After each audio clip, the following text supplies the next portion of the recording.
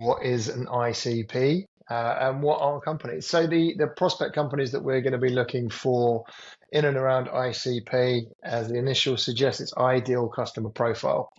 So really this ranges from the type of company that they are, the sector they might be in, and there's a bunch of variables that we'll run through.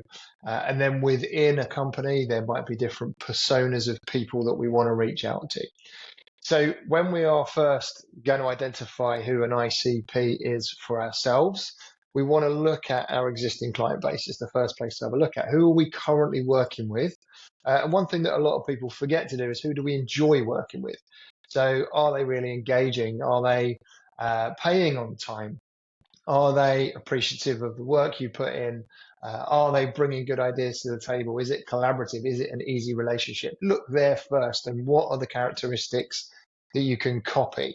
If you don't have a vast amount of clients to draw down from and you're making some assumptions, really you could use tools like LinkedIn Sales Navigator or Apollo. Other tools are available, but essentially go and look for different ways of structuring and finding characteristics of these audience types. The word for this is actually firmographics. So what demographics are to humans, firmographics are to businesses. So start big and narrow down. So in this example, we'll work on one of the areas of focus for Second Voice. Now, we sell to B2B organizations in the UK. We do sell beyond the UK, but if we're being proactive, we can focus on the UK.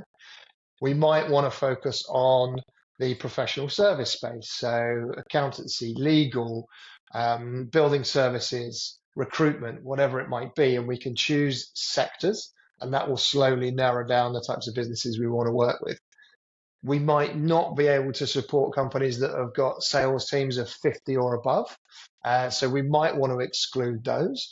Equally, we might want to exclude companies that don't have any sales team. So these characteristics are just examples of ways that you could slowly remove people from that broader market. So taking a total addressable market and shrinking that down to a serviceable, available market. So you might look at other things like headcount, turnover, technologies being used, growth over a period of time, investment rounds. There are many different categories that you could feed into narrowing down your ideal customer profile, but also outside of the classic search tools, go back to what I said right at the beginning and think about the sorts of businesses and people that you do want to work with. When you're looking to go after an ICP, narrowing down that customer type is really crucial, because essentially if you could sell anything to anyone, you're nothing to no one. So it doesn't mean that you need to get within a specific sector and make your bed and stay in it. There's a lot of fear around niching down and becoming so specific that you miss out on a larger opportunity. What we're saying is look at the work that you do and the outcomes you deliver for certain types of people and become a specialist in that area. So ultimately be known for something. So when somebody comes to your website, or if somebody's receiving your cold outbound outreach, they will recognize themselves in that audience group. So if, for example, you are selling tennis rackets, to go and start selling tennis rackets to footballers, you're not going to get the buy-in. People aren't going to recognize themselves as your audience, so you're not going to sell as much. If you're selling tennis rackets to tennis players, you're more likely to have a captive audience. So what we're trying to do is say, who have you solved problems for before, evidence it, and where can you specialize, with a view to slowly expanding out again once you've demonstrated expertise in a particular area. So where we at Second Voice help with sales and go to market, we're actually specializing in a function of B2B. So actually we can help any sector, but we're specializing in a function of an organization. So we can speak to a specific group of people at a specific point in time in their growth journey. So the tighter that ICP is, the more defined, the more descriptive it can be, the easier it is for you to define how big that market is, and it will be easier for you to make contact with those people because you'll be seen as a specialist in that field. If you know what works, double down. If you're unsure what works, it is about testing and learning and getting feedback. So when we're working with any of our clients, we do that go-to-market strategy in that planning session and understand where the opportunity exists. We need to know that so we can confidently step forwards with a hypothesis that is validated. If we go forwards with anything else, it's just luck. Okay, if you get through to somebody that's interested, it's just luck. So what we want to do is really take a very deliberate step forwards to a specific audience group, and there can be multiple, and you can test iteratively. But really, your messaging and your audiences are going to evolve over time as your business changes, as the buying behaviors of your prospects change. So don't be scared to have multiple, but ensure that when you are going out and researching and validating these audiences, is that you're actually collecting the data to say, we categorically can help that space, or it only half landed and I caught someone a good day, or it actually didn't hit at all. And be prepared to change and update who you're selling to, but equally how you're communicating with them as well. If you're selling to CFOs of mid-market organizations, you better make sure you've spoken to those people and truly understand their needs. Okay, so they might be working through specific processes that are slow or outdated that you as a technology can overcome. They might have continued pressures with accounting periods, in which case your service or platform might help them improve efficiency or save money somewhere.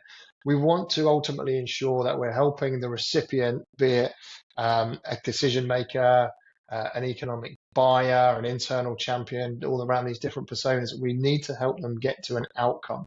So if we've got any external factors that we can see that are visible that might lead us to believe these individuals need our help, that will also help you understand who to go after. So like you say, you might want to scour all the different events that are happening on LinkedIn or Eventbrite and who's signing up to them. So if somebody's saying, here's how to increase revenue in the next 24 days, then go to that event and see who's signing up. And are they the types of roles in the organizations you want to reach out to? In which case, that's they are interested. So it isn't just about categorizing the companies themselves. It's also looking for externally visible factors that lead us to believe now is a good time as well. But there really isn't a definitive solution onto how to size these opportunities or identify prospects in a buying cycle.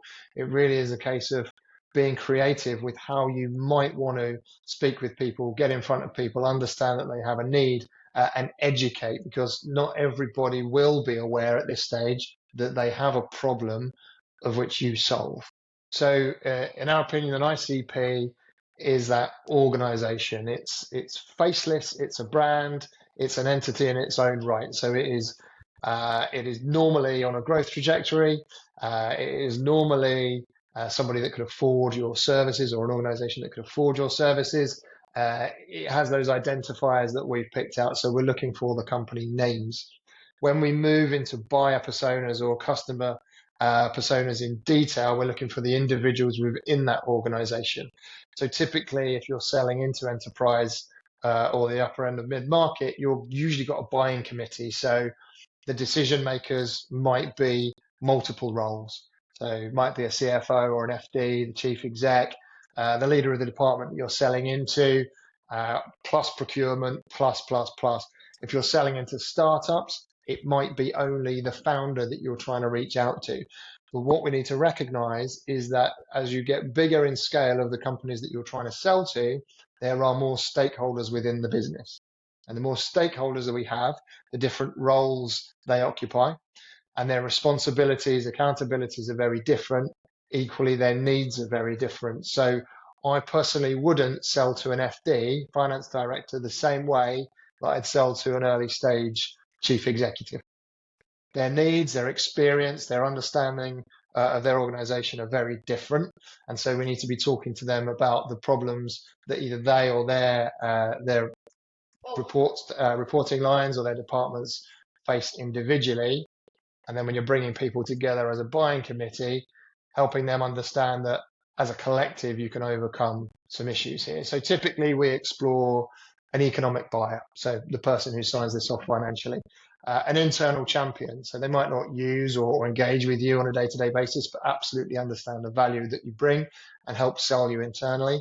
And then also the users or the people that are going to engage with your brand or service on a daily basis. These are the ones that are getting hands-on. So understanding the makeup of the organization, who's in those roles, and what their individual needs or objectives are is going to be crucial to us mapping out how we approach them and what we say to them when we're conducting any cold outbound. It's much the same as how we're sort of tightening our search around organizations as well. So it might be marketing directors who have only been in their role for X period of time. It could be marketing directors that have a team of 5+, marketing directors that have open roles on their team at the moment, marketing directors that have transitioned from B2C to B2B. These are areas that we want to look at that are telling signs that they might need your help or service. And yes, by narrowing down these searches, it's going to get smaller and smaller and smaller, but more relevant and more relevant to you and your proposition. Equally, we want to look at what it is that they might be stumbling with or struggling with, or what their objectives might be. And is there anything online that could be telling that might inform us that they're in need of some help? Sometimes advertising new roles or discussing the need to plug AI into their marketing processes. It could be anything, but really we want to start to use different criteria to determine if they are going to be right for this process. Tenure, age, interests, hobbies, anything that you can start to collate that helps you talk to them on a one-to-one basis at scale. So really, if we are finding all the marketing directors that have an obsession with health and fitness, we would talk to them completely differently to marketing directors that might work for burger chains, as an example. I mean, that's probably a broad generalization, but we want to look at who we're talking to, how we're talking to them, given their role and their interests. So you want to be speaking with people around something that's relevant. Gone are the days are, hi, this is Ben from Second Voice. We do go-to-market strategy and helping you increase sales. Like, no one cares about what we do or how we do it. What they care about is the end result. And if you help them get to the end result, then that's the thing that's most important. What us as sellers need to do today is understand what that end result needs to be, what the blockers are from helping them get there, which is why market research, speaking to your prospective audience all the time, is going to be critical. And so really we can make some assumptions. You could use ChatGPT, tell ChatGPT who you want to work with, what their roles are, what they're responsible for, and just ask it, what are typically some of the process, financial, workforce issues that they're facing day to day. And it will come up with some ideas for you if you don't already know. Your job is then to validate those ideas and determine actually if are they real? Is this something that people really are struggling with? And if so, what's the knock-on impact of them not fixing that problem or not overcoming that situation? Or better still, reaching their objective. What is the thing that's going to help them get from, I'm in a role, I'm suffering with problem A. If I don't fix problem A, the outcome is going to be problem Z, and therefore that could be poor delivery, loss of revenue, whatever that might be, so that whenever you're communicating to a prospect, we're trying to talk to them about the fear of loss, we're talking to them about the impact of inaction, but we also understand what they're dealing with in their role rather than just pushing products or services on them. Okay, and this is something you can do yourself. So we'll make sure there's a template available for you to download. But even if you were to use a basic spreadsheet, start on the left-hand side, exactly as you said. So who are the companies? What are they structured like? How do I list them? What are the roles within those organizations? What are the problems or their needs or their objectives that they're working on? And you might have multiple for every role. And then what are the impacts of not overcoming the problem or not achieving the objective? This is really where you have a developed an understanding of what their situation is, right? This is where we build credibility. So you're going to need to do that for the economic buyer. You're going to need to do that for the user of the platform. You're going to need to do that with the champion of your service. Break down all the roles and every possible single pain, need, or objective that you can think of, and every possible impact of inaction by not fixing or overcoming this thing, all in different columns and then all on their own rows. And this will end up being quite a large document, but it's well worth doing in order to make sure that you've got that all documented. And then we can move into a position where you can start to communicate value through outcomes, as opposed to, I saw you're recruiting for a role, you must need more marketing power. Hi, we're a marketing agency. There's no credibility there whatsoever. Whereas if you say, look, we see you're advertising for a marketing role, how long's that seat been open?